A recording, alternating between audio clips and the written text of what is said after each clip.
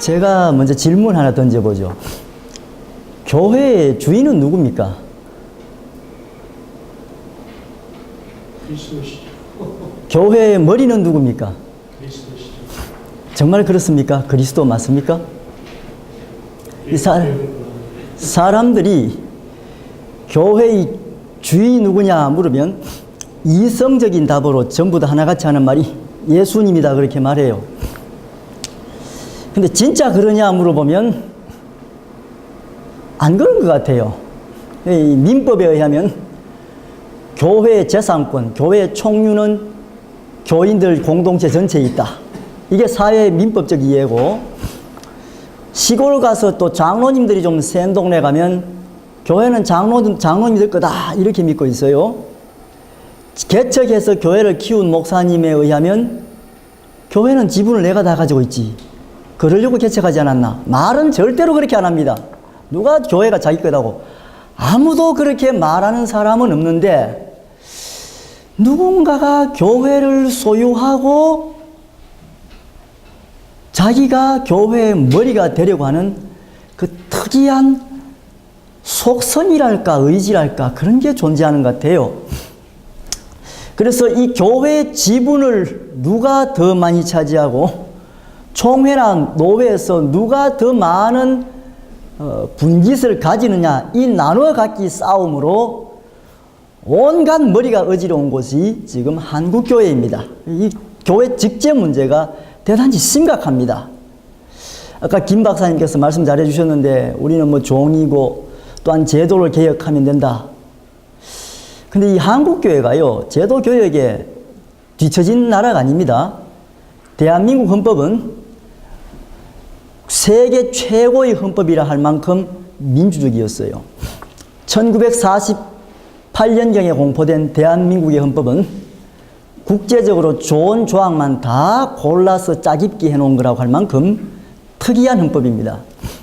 그러나 그 사회적 민도가 그것을 못 따라가면 민주주의가 실행되지 않습니다. 쉽지 않아요. 선언적인 거예요, 전부 다. 제가 어디 들은 바에 하면 미국의 감리교 감독의 임기가 몇 년이나 물어보면 종신이라 그래요, 종신. 사실인지 모르겠는데. 근데 불만이 없습니까? 별로 불만이 없어요. 우리나라 감독 임기가 몇 년이냐? 4년이라 그래요. 그럼 우리가 더 민주주의인 거잖아요? 근데 실질적 사태는 그렇지 않다는 겁니다. 이 직제 문제는 대단히 복잡합니다. 그리고 첨예하게 부딪히는 게 목사님, 장로님 갈등이에요. 이게 왜 이런지 모르겠어요. 유독 우리나라가 이게 심한 것 같아요. 다른 나라라고 해서 그런 고난을 안 겪은 건 아닌데 유달리 한국이 이게 심합니다. 집사 대 권사 계층 간에 개별적으로는 갈등이 있을 수 있지만 계층 대 계층으로 볼 때 집사 대 권사가 뭐 회의장에서 계층의 이익으로 싸우는 건 잘 없어요. 이 목사 장로는 대단히 심각합니다. 이 바울께서 말씀하시기를 몸의 훈련이 필요하다 그렇게 말했는데, 한번 물어봅시다. 이성이 몸을 지배합니까? 몸이 이성을 지배합니까? 어떤 것 같아요? 두뇌가 몸을 지배하는 것 같아요? 몸이 두뇌를 지배하는 것 같습니까? 보통의 상식으로 머리가 몸을 지배한다고 생각하시죠? 근데 바울의 말씀대로 하면 반대일 수가 있습니다. 바울의 말씀에 하면 몸의 소욕이 있다는 거예요. 그 몸에 의지가 있어요. 쇼펜하우어 철학대로 하면 모든 사물에는 의지가 있는데 몸의 소욕이 있다는 거예요. 몸이 원하는 대로 가요. 이성적으로는 뇌물을 받으면 되나 안 되나 그러면 그걸 왜 받아요? 큰일 나죠 이러거든요. 이성적으로 다 그렇게 말해요. 그런데 어느 순간 보면 자기 호주머니에 뇌물이 들어와 있어요. 본능적으로 끌린단 말이에요. 바람을 피우면 됩니까 안 됩니까? 이성적으로 이거 큰일 나죠. 이성적으로는 됩니다. 근데 본능적으로 안 돼요. 몸이 먼저 끌린단 말이에요. 그래서 바울께서 말씀하시기를 몸의 소욕이 있다 그래요. 그래서 이 몸의 소욕과 본능이 이성을 점령해버려요. 사실은 그런 게 많습니다. 그래서 사람이 되게 이성적인 것 같지만 특히 한국 사람들은 본능에 끌려서 감성에 끌려서 이성이 점령당하는 사태들이 자주 생깁니다. 이건 기독교인도 그럴 수 있고 교회 다니지 않는 사람도 그럴 수 있습니다. 그래서 교회에 가도 사회에서 나타날 법한 문제들이 여전히 나타납니다. 그래서 바울께서는 어떻게 주장하냐면 몸의 훈련을 해야 된다는 거예요. 이 몸이 원하는 대로 가다가는 하나님의 의를 이루지 못한다는 겁니다. 그래서 뭐 교회에서 찬송은 그렇게 부릅니다. 주 예수의 강림이 가까우니라고 부르지만 주 예수의 강림이 가까워도 성령차는 고급을 타고 다녀야 됩니다. 주 예수의 강림이 가까워도 다른 좋은 데 학교 보내야 돼요. 아무리 주 예수의 강림이 가까워도 자신의 자존심이 상하면 견딜 수가 없습니다. 이거 인간이에요.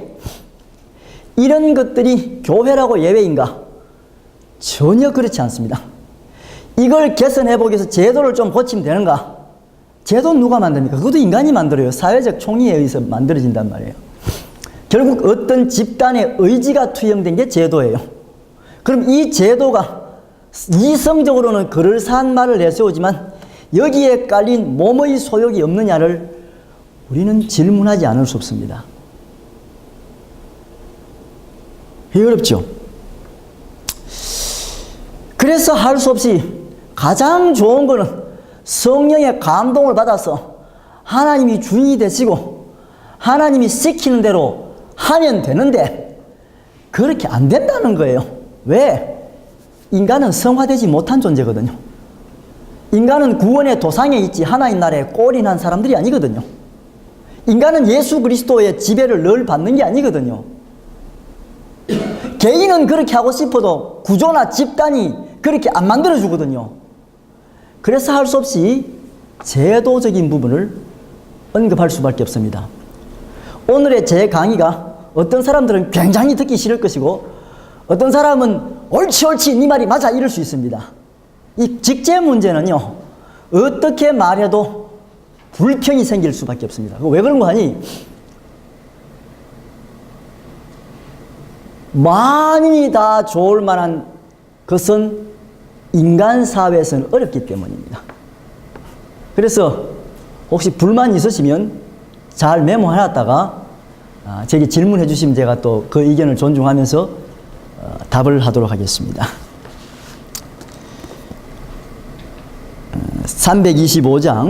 325페이지 교재 교회의 직제와 성령의 은사. 참고적으로 미리 말씀드리면 현재 한국교회가 구약시대나 신약시대 제도를 그대로 수입해가지고 그대로 적용한 것이 아님을 전제하고 읽으시면 좋겠습니다. 어떤 분이 이렇게 말해요. 한국 장로교회는 깔뱅해서 곧바로 왔다. 곧바로 안 왔습니다. 몇백 년 거쳐서 돌아왔습니다. 한국 장로교회는 깔뱅에 기인한다. 깔뱅 시대와 다른 게 매우 많습니다. 그런 거 다 감안하고 들어야 됩니다.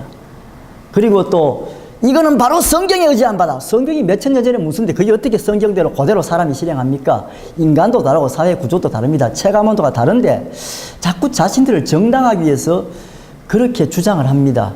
그래서 오늘의 강의도 지난번처럼 일단은 한번 자기의 고정관념을 내려놓고 먼저 들어보고 그리고 이의가 있으시면 제게 질문해 주시면 아는 만큼 답을 해드리겠습니다. 저도 뭐 교회사를 많이 아는 건 아닙니다. 그러면 325페이지부터 읽어나가겠습니다. 교회의 직제와 성령의 은사. 서론. 교회의 직책은 성령 하나님께서 주시는 은사인가? 그렇게 해석할 수 있다. 성령 하나님께서는 사람들에게 은사들을 주시며 능력들을 주시어 그 시대에 그곳에서 맡겨진 역할들을 감당하도록 하신다. 그래서 그 어떤 사람들이 교회로 부르심 받았고 그 교회에서 직책을 맡았다면 이는 성령 하나님께서 주신 은사로도 해석될 수 있다. 어떤 사람은 목사로, 어떤 사람은 감독으로, 어떤 사람들은 신학교수로, 어떤 사람들은 장로로, 어떤 사람들은 집사로, 어떤 사람들은 권사로, 등등의 직책들을 맡기신다. 그런데 문제들이 생긴다. 그 이유는 그 직책자들이 자신의 역할을 제대로 실행하지 못하거나 범죄에 빠지는 경우가 있기 때문이다. 이럴 경우 의심하게 된다. 과연 저 사람이 하나님으로부터 부름받은 사람이 맞는가? 저 사람의 능력이나 인성은 그 직책을 감당하기에 적합한가? 라는 등의 질문들이 나오게 된다. 게다가 교회의 역사를 살피면 성직 매매까지 있었다. 그러므로 직책에 대한 회의가 적지 않다. 게다가 한국의 개신교회에서는 교회의 직책을 계급처럼 여기는 경향이 있다. 그래서 먼저 교회에 등록하여 초신자 훈련을 받는다. 그 다음은 세례를 받는다. 그 다음은 서리집사, 그 다음은 안수집사, 그 다음은 장로, 이런 식으로 밟아간다. 이 과정에서 권사투표나 장로투표에서 낙선한 사람들은 마음에 큰 상처를 안는다. 이게 심하면 교회를 떠나거나 다른 교회로 옮긴다. 그래서 한국의 개신교에서는 직책 때문에 받는 상처들이 알게 모르게 많다. 그렇다면 교회의 직책은 교우들의 신앙 등급인가? 본 논고에서는 이 주제와 성령의 은사와 교회 직책과의 관계에 대해 다룬다. 이 교회의 직책은 교우들의 신앙 등급인가? 교회의 직책은 교우들의 신앙 등급인가? 이 문제는 간단하지 않다. 신약 성경에 나오는 교회의 직책들은 사도, 선지자, 복음 전도자, 목사, 교사, 장로, 집사 등이다. 이와 같은 직책들에는 등급이 매겨져 있는가? 그렇다. 신약 성경은 모든 직책이 동일하다고 여기지 않는다. 신약 성경은 교회 직책에서 역할상의 차이를 인정한다. 더러 사람들 중에는 교회의 직책들은 평등하다고 하는데 그렇지 않다. 설령 교회에서 사람들이 서로 존중하며 겸손하여 누가 누구보다도 높지 않다고 여길 수는 있지만 적어도 교회에서의 직책은 역할상의 차이를 인정한다. 그뿐만 아니라 성경을 따르면 많은 사람들을 옳은 대로 돌아오게 한 자들은 별들과 같이 비친다. 당연히 순교자의 영광이 다르고 거짓말쟁이의 처벌이 다르다. 그런데 중요한 것은 아무나 그런 영광을 누릴 수 없거니와 아무나 높은 직책을 감당할 수 없다. 무엇보다도 성경대로 하면 사람은 그 직책에 어울리는 합법적 부르심이 있어야 한다. 그러면 사람들은 왜 교회의 직책이 평등하다고 여겼을까? 이는 종교개혁 시대의 특성 때문이다. 이를테면 츠빙글리의 선언이나 제이 스코틀랜드 치리스의 주장대로 하면 교회 직책의 계급을 반대했다. 하지만 이는 종교개혁 시대의 특수성이다. 즉 로마 가톨릭 교회의 직제에 반대하기 위하여 펼친 주장들로 여길 수 있기 때문에 이는 종교개혁 시대의 특수성으로 해석할 수 있다. 하지만 성경은 분명하게 직책상의 구별을 인정한다. 사실은 종교개혁 시대의 매뉴얼대로 해도 역할상의 구별은 인정한다. 그래서 더 큰 은사를 받은 사람들은 더 큰 직책을 맡아야 하고 좀 더 작은 은사를 받은 사람들은 좀 더 작은 직책을 맡음이 타당하다. 그렇다면 문제는 무엇일까? 비교의식이다. 사람들의 심리에는 앞서가고 싶은 욕망과 도태되기 싫어하는 의지들이 있다. 물론 선의의 경쟁은 좋지만 경쟁이 지나쳐 불법을 행하거나 반칙을 쓸 위험이 있다. 그래서 어렵다. 신약시대의 교회 직책이 오늘날 그대로 실행되고 있을까? 그렇지 않다. 오늘날에는 사도와 선지자라는 직책이 없다. 물론 기능적으로는 사도와 선지자적 직무가 있다. 주로 목사들이 그런 기능을 실행한다. 하지만 교회의 직제로는 사도나 선지자로 명명하지 않는다. 물론 로마 가톨릭에서는 교황을 사도의 계승자로 여긴다. 하지만 개신교에서는 그렇게 주장하지 않는다. 어떤 직책들은 그래서 성경대로 부르고 어떤 직책들은 해석하여 적용한다. 이유가 무엇이었든 기능상으로는 유효하다. 그런데 눈여겨볼 것은 제사장 직책이다. 물론 오늘날에도 당연히 제사장적 기능을 실행한다. 이는 두말할 나위가 없다. 그러나 개혁교회에서는 굳이 그 어떤 직책을 제사장으로 부르지 않는다. 개신교회에서는 만인 제사장론을 주장함으로써 제사장의 직책을 일반화해버렸다. 하지만 주의할 것이 있다. 종교개혁 운동이 만인 제사장론을 주장했다고 해서 평신도의 만인 교역자론을 승인한 것은 아니다. 그리고 만인 제사장론은 루터뿐만 아니라 칼뱅파의 교회에서도 인정하고 있다. 특별히 개혁교회의 신앙 고백에서 중요한 위상을 갖고 있는 하이니 블링거의 제2 스위스 신앙 고백에서도 만인 제사장론은 인정한다. 그렇다면 오늘날의 제사장 직책은 무엇인가? 성경에는 분명하게 제사장의 직책이 나온다. 하지만 예수 그리스도께서는 유대교에서 실행했던 동물 제사를 실행하지 않은 것으로 여겨진다. 뿐만 아니라 신약의 교회에서도 동물 제사를 하지 않은 것으로 여겨진다. 제사장 제도의 폐지는 종교적 개벽이나 마찬가지이다. 개벽 아래 각주에 있습니다. 혁신적으로 너무너무 많이 변한 걸 개벽이라 그러는데 수천 년간 지속된 제사장 제도를 폐지했다는 것은 신약교회에 너무나 충격적인 일입니다. 그렇다면 신약 성경에서는 제사장을 어떻게 해석했을까? 많은 해석들이 있는데 그걸 다 다룰 수가 없어서 오늘날 개신교에서 많이 인용하는 한 구절만 좀 집중해서 다뤄보겠습니다.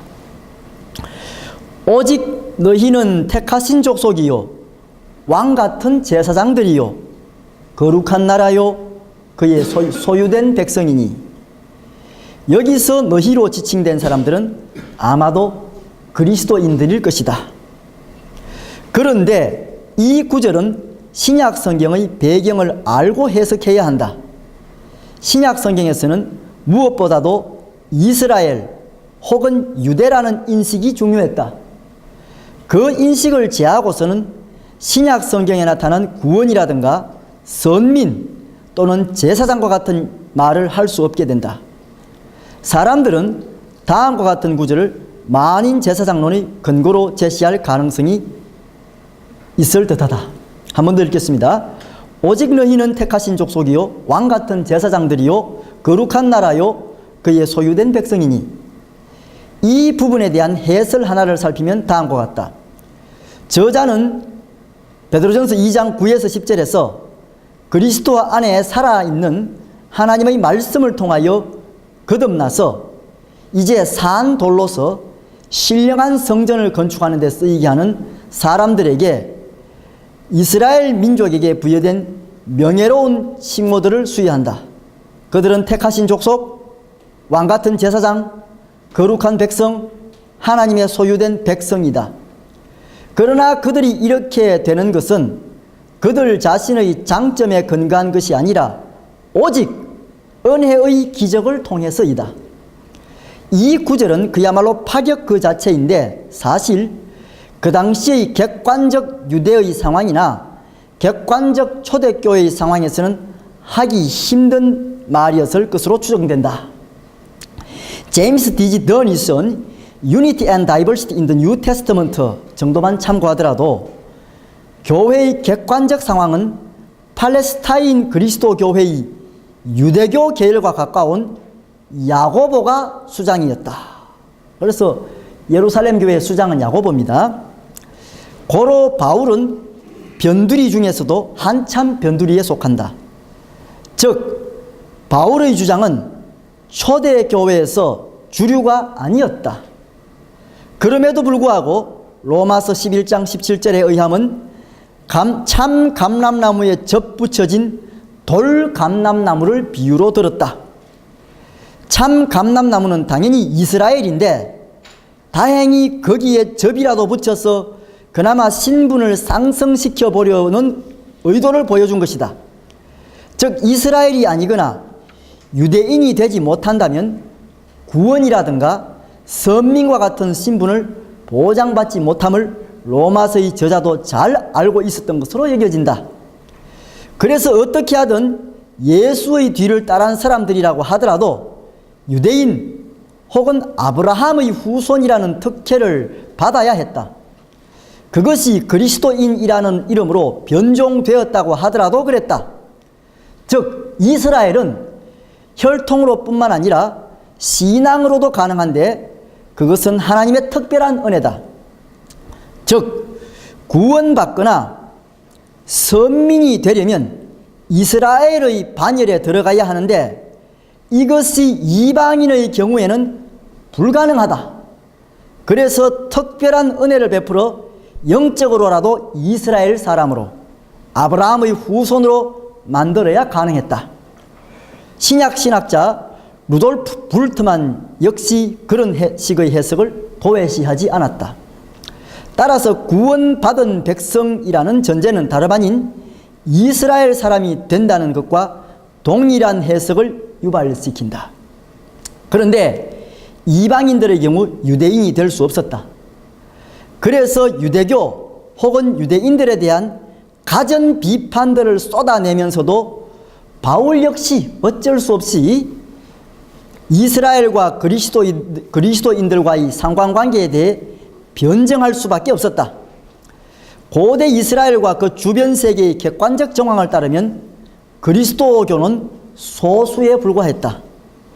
이에 비해 유대교는 압도적 다수였다.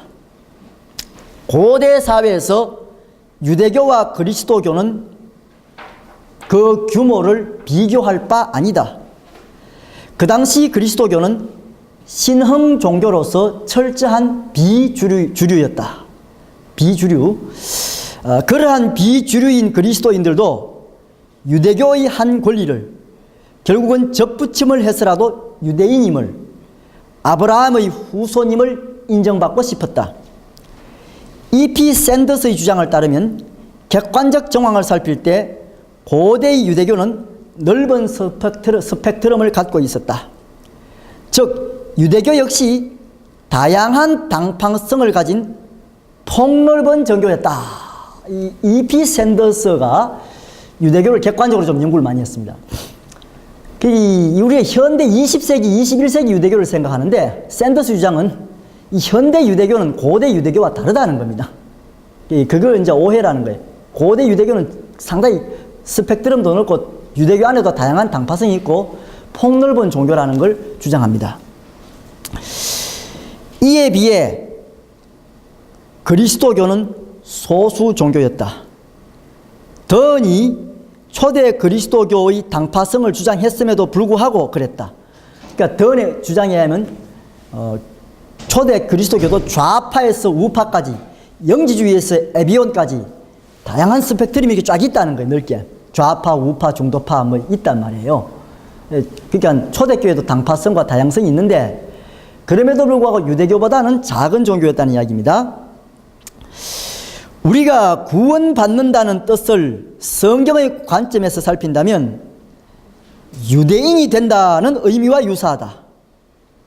즉 그리스도인이 된다는 것은 영적인 아브라함의 후손이 된다는 의미나 마찬가지였다. 즉 영적인 이스라엘 백성이 된다는 의미였다. 우리가 흔히 접할 수 있는 베드로전서 2장 9절의 말씀도 그런 의미를 알고 이해해야 한다. 그 구절은 기독인들의 건방짐을 허용하거나 아무나 제사장이 되어도 된다는 착각에 기인해서는 안 된다. 너희는 왕같은 제사장들이요 거룩한 나라요 택하신 백성이라는 구절은 파격 그 자체였다. 이것은 그 당시의 객관적 상황을 알지 못하는 사람들은 그 말씀이 얼마나 심각하고 도전적이며 동시에 파격적 메시지를 전하고 있었는지를 알지 못한다. 한 예를 들어보자. 이 공동번역에 의하면 에스겔서 46장 1에서 8절에 고대에는 제사 드릴 때 백성들은 성전의 뜰도 밟지 못한다. 당연히 성전 문 밖에 위치해야 한다. 그리고 예외적으로 백성의 대표, 영어 성경을 찾아보니 프린스라고 되어 있는데 이거 어떻게 번역해야 될지 모르겠어요. 왕이라고 봐야 될지 이거를 백성의 대표라고 봐야 될지 굉장히 신분이 높은 사람인 것 같아요. 문장의 뜻으로 봐서는 백성의 대표만이 예외적으로 성전의 중문에 걸쳐 있어야 한다. 완전히 문 안으로 들어가지는 못한 것 같다. 사제들은 그 백성들이 가져온 예물을 그 백성의 대표에게서 받아 제물을 바치는 동안 그 백성의 대표는 중문 문턱에 엎드려 있어야 한다. 그 중문은 안식일과 초성달이 뜨는 날에 연다. 즉 아무 때나 성전의 문을 열지도 않았고 또 열어도 아무나 들어가지도 못했다. 그뿐만 아니라 백성의 대표만이 문에 걸쳐서 사제들에게 제물을 건넨 모양이다. 그리고 사제들은 그 예물을 받아 제사 드렸는데 그때 백성의 대표는 엎드려야 했다. 엎드려야 된다는 거죠. 이와 반드시 동일하지는 않았다고 하더라도 예수님 당시 고대 이스라엘의 성전 제사 구조는 이와 대동소이했을 듯하다.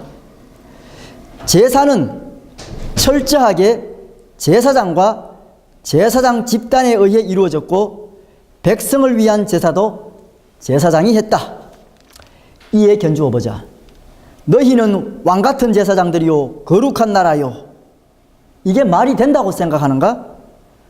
과연 유대교에서 이를 받아들였을까? 천만의 말씀이다. 그러면 베드로전서의 기자는 그 사정을 몰랐을까? 그렇지 않았을 것이다. 제사장이나 유대인이라는 신분이 얼마나 고귀한 것인 줄 너무 잘 알았기 때문에 할 수 있었던 말일 것이다. 그럼에도 불구하고 그것은 어디까지나 그리스도교 소종파의 희망사항이었지 유태교가 받아들여준 사안이 아니라는 점이었다. 따라서 베드로전서 2장 9절의 말씀을 만인 사제스를 위한 증빙자료로 쓰면서 그 제사장의 의미를 가볍게 여기는 것은 문제가 있다. 그 말씀은 반대로 유대교의 제사장과 유대인들이라는 신분을 무척 부러워했을 초기 그리스도교 공동체를 향한 위로의 말씀으로 보는 것이 더 옳을 것이다. 우리는 그토록 유대교를 비판했던 바울이 유대교나 유대인으로부터 자유롭지 못했음을 알아야 한다. 유대교의 성전 구조를 보면 제사는 철저하게 훈련된 사람들에 의해 드려졌다.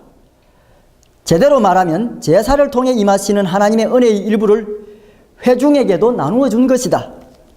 따라서 회중은 1순위가 될 수 없었다. 무엇보다도 제사에서 가장 중요한 것은 하나님의 마음이다. 이게 가장 중요하다. 그 다음은 그 제사를 집행하는 제사장들이다. 다시 말해 오늘날 한국에서 볼 수 있는 방식의 재직회나 당회의 구조가 아니다. 교회의 사중직을 고안했던 칼뱅조차도 예배는 철저하게 하나님만을 위한 것이어야 한다고 했다. 그러나 오늘날 한국교회의 구조는 어떤가? 한국교회에서는 민주적이라는 이유로 재직회나 당회 때 집사나 장로들에게서 고성이 오가는 것을 볼 수 있을 것이다. 그러나 과연 이게 민주적인 것일까? 제3장 성령의 은사와 교회의 직책은 어떤 관계에 있는가? 교회에서의 직책은 성령의 은사인가? 이 문제를 알기 위해서는 성경을 참고해야 한다. 사도행전 1장에서는 마띠아가 가룟신 유다 대신에 보궐로 사도가 되었는데, 거기서 마띠아가 성령 충만한 사람이었다는 내용은 명시되어 있지 않다. 또한 예수께서는 제자들을 부르실 때 성령 충만한 사람들을 불렀다는 내용도 구체적으로 제시되지 않았다. 즉 예수님의 제자들에게 자격시험을 치르게 하며 통과 의뢰를 거친 다음 부름받은 같지가 않다.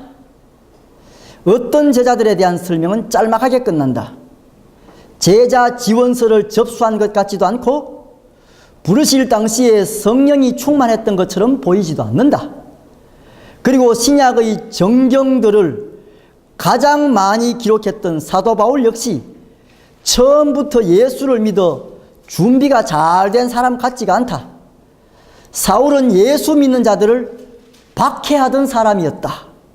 다시 말해 예수님의 제자들이 처음부터 성령 충만하여서 준비가 잘 된 사람들로 보기는 어렵다. 예수님의 제자들은 예수께서 성천하신 후 그 후에 성령 체험했다. 그렇다면 부르심 받은 것이 먼저인가? 성령 체험이 먼저인가? 성경의 내용으로 볼 때 부르심 받은 것이 먼저였다. 즉 충분하게 깨닫지 못해도 인간적으로 결함이 있어도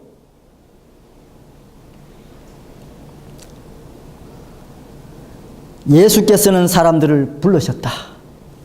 특히 베드로는 예수를 3번씩이나 모른다고 부인했던 자이다.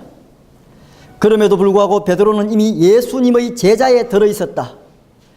이와 같은 베드로의 태도를 성령 충만한 결과로 여기기는 어렵다.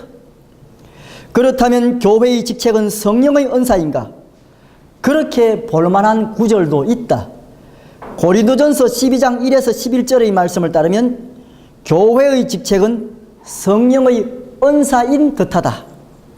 그러나 갈라디아서 5장 22에서 23절을 따르면 성령의 열매는 직책이 아니다. 성령의 열매들은 덕목이다. 즉 추상명사 형태로 제시된 사랑, 희락, 화평 등은 인간들에게 필요한 덕목들이지 재능들은 아닌 듯하다. 구약에서의 야훼의 영은 능력으로도 나타났다. 사사기 15장 14절에 의하면 삼손은 여호와의 신의 권능을 받아 강력한 육체의 힘을 얻었다.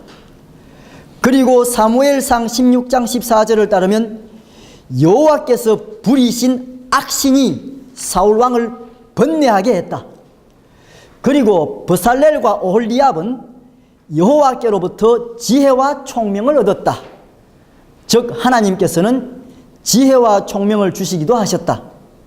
쉽게 말해 하나님께서는 사람들에게 필요한 재능이나 지혜 또는 총명을 주시기도 하신다. 그렇다면 교회의 직무를 감당하는데 성령의 임재가 필요한가? 그렇다.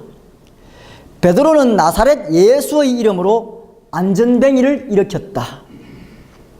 그리고 바울은 귀신을 쫓아냈다. 이와 같은 하나님의 일을 하는 데는 하나님의 능력이 필요하다. 그런데 문제는 다음과 같은 사실에 있다.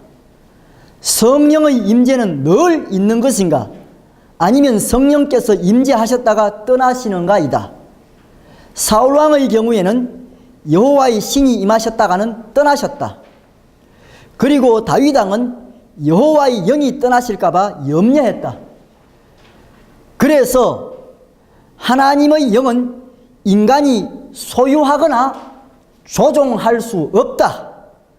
오히려 반대로 인간들이 하나님의 영으로부터 감동받아야 한다. 그렇다면 하나님의 영이 없거나 예수 그리스도를 믿지 않는 사람이라도 하나님께서는 그를 쓸 수 있으신가? 그렇다. 예수를 모르는 사람일지라도 그를 통하여 하나님은 일할 수 있다. 불신자조차도 하나님은 쓸 수 있다. 그렇다면 교회의 직책을 맡음에 있어서 성령의 임재와 인간들의 의지와는 어떤 관계에 있는가? 즉 성령 체험 없이도 인간들의 덕목이나 상식으로 교회의 당회나 재직회를 실행할 수 있지 않은가? 그렇다. 가능하다. 그러면 왜 성령이 임재하셔야 하는가? 그 답은 하나님께 있다. 성령께서 임재하시고 말고는 성령의 의지에 달렸기 때문이다. 쓰임받는 인간들은 성령 하나님의 임재를 환영하면 된다. 그렇다면 성령 하나님께서는 언제 임재하셨는가? 예수님의 제자들의 경우에는 예수님이 성천하신 이후에 임재하셨다. 그렇다면 성령 하나님의 임재가 먼저인가? 교회의 직책을 맡는 것이 먼저인가? 이에 대해서는 정답이 없다. 성령 체험부터 한 뒤에 직책을 맡아도 되고 직책부터 맡은 다음에 성령 체험을 해도 된다. 베드로는 성령 체험 후에 담대하게 예수 그리스도를 증거했다. 성령 충만했던 스데반은 담대하게 그리스도를 증거했다. 베드로는 3번씩이나 예수를 모른다며 부인했던 자였지만 성령 체험 이후에는 그리스도를 증거하는 사람이 됐다. 이와 같이 성령 하나님께서는 인간들의 인지 능력을 뛰어넘어 놀랍게 역사하셨다. 그래서 교회의 직책을 맡음에 있어서 성령의 임재는 매우 중요하다. 바울은 고백하기를 나에게 능력 주시는 분 안에서 내가 능치 못함이 없다고 했다. 인간들의 이념들에도 낙관론이 있다. 인간의 의지에도 윤리나 덕목들이 있다. 하지만 이는 성령의 주권과는 차이가 있다. 교회의 직책들은 성령 하나님으로부터 능력을 받아 실행함이 마땅하다. 인간의 인기나 사회적 지위들, 경제적 부 등에 의존하기보다는 성령께서 교회들에게 하시는 말씀을 들어야 한다. 오늘날 한국 교회들은 적지 않게 투표라는 방식을 통하여 임직을 결정한다. 또한 투표 방식을 통하여 노회장이나 총회장을 선출한다. 그러나 과연 이것이 성경에 적합한 방식인가? 투표 방식으로 실행되는 임직은 문제가 있다. 투표는 민주주의 국가에서 사용하는 방법이다. 이 방식이 성경에 적합한지는 검토해 보아야 한다. 예수님은 투표로 제자들을 선출하지 않았다. 구약시대의 제사장직은 자식에게 승계했다. 자식에게 물려줬습니다. 브리타니아의 귀족들이나 구약의 원로들도 투표로 선출된 것 같지는 않다. 칼뱅 시대의 제네바 역시 장로들이 교회 회중들의 직접 선거로 뽑힌 것 같지 않다. 그러면 오늘날의 교회의 임직 방식에는 어떤 방법이 좋을까? 결국 이 문제는 성경만으로는 답하기 어렵다. 여기서 관심을 기울여야 할 것이 있는데 성경 해석사이다. 즉 교회가 그 시대마다 성경을 어떻게 적용했는가이다.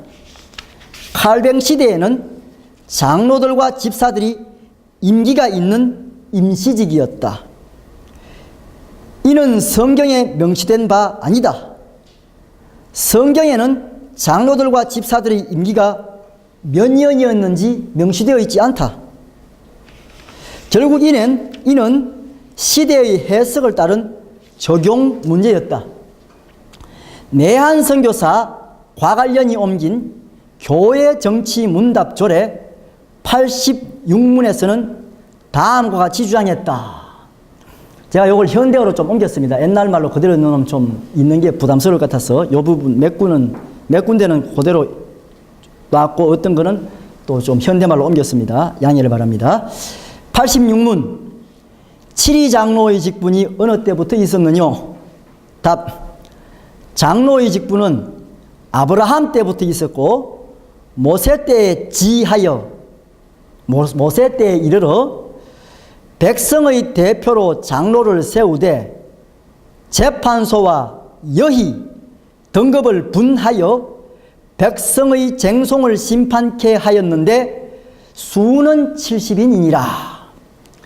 그리고 집사에 대해서는 다음과 같이 주장했다. 104문. 집사는 어느 때부터 설립되었느냐? 답. 구약시대에는 이 직분을 별로 설립하였다는 말은 없었고 성전에 대한 모든 재정은 레위 족속과 제사장들이 관리하였느니라. 이와 같이 초기 한국의 교회들은 성경에 근거하여 그 직책을 설명했다.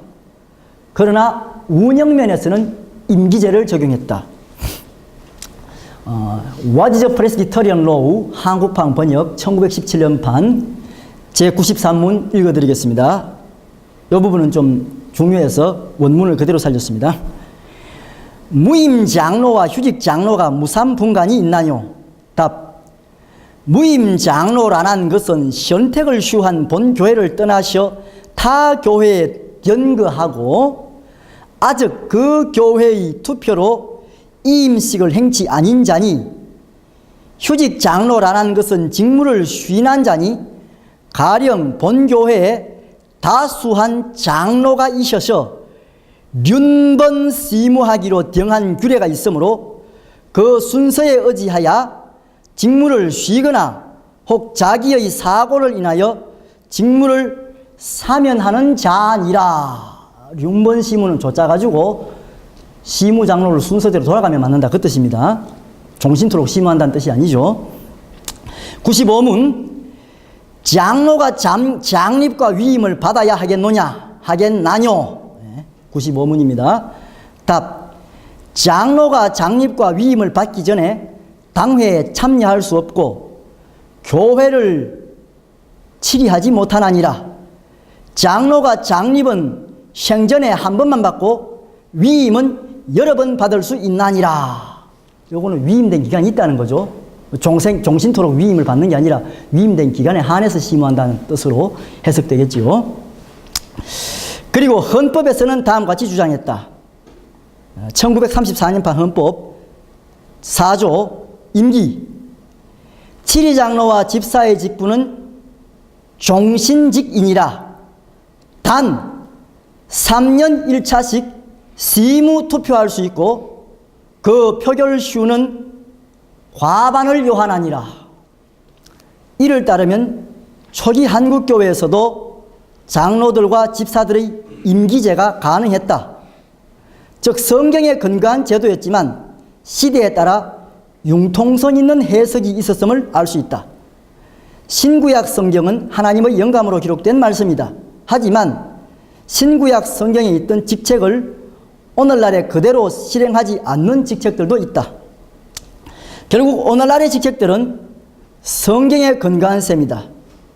이와 같은 해석에는 교회사의 전통도 무시할 수 없는데 달리 말하면 교회사에 나타났던 성경 해석사이다. 그 성경 해석사에 연관한 교회의 직책들은 목사, 감독, 신학교수, 장로, 집사, 권사 등이다.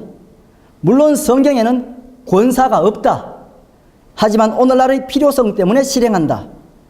그리고 성경에는 장로들과 집사들의 임기가 몇 년인지 구체적으로 밝히지 않았지만 교회사의 전통을 따라 임기제를 실행해 왔다. 그래서 성경시대의 직책과 오늘날의 직책들은 문자적으로 적용하기보다는 해석적으로 적용하는 것이 더 좋을 듯하다. 결론, 이상의 연구를 따르면 성령의 은사는 교회의 직책에 중요한 것임을 알 수 있다. 그래서 교회의 직책자들은 자신들의 의지들에만 의존하지 말고 성령께서 활동하시도록 기대하고 환영해야 한다. 하나님께서는 때와 장소를 따라 필요한 사람들을 부르셨고 그 사람들을 사용하셨다. 그런 일에 있어서 성령 하나님의 임재는 중요하다. 오늘날 우리에게 희망이 있다면 하나님께서 이 시대와 이 역사와 이 지구 안에서 주님의 종들을 부르시고 그들에게 은사를 주시며 하나님의 의지들을 이루어 가신다는 데 있다. 인간은 한계 안에 있는 존재자들이지만 성령 하나님께서는 인간의 인지 능력을 뛰어넘어 역사하시며 거룩한 영이시며 초월의 세계로부터 현 세계로 오시는 분이시다. 그 하나님께서는 만유를 통치하시며 인간들에게 은사들을 주신다.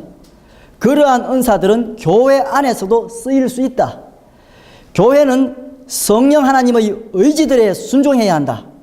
그렇게 된다면 하나님의 다스림이 무엇인지를 이 제한적 세계 안에서도 믿을 수 있다. 감사합니다.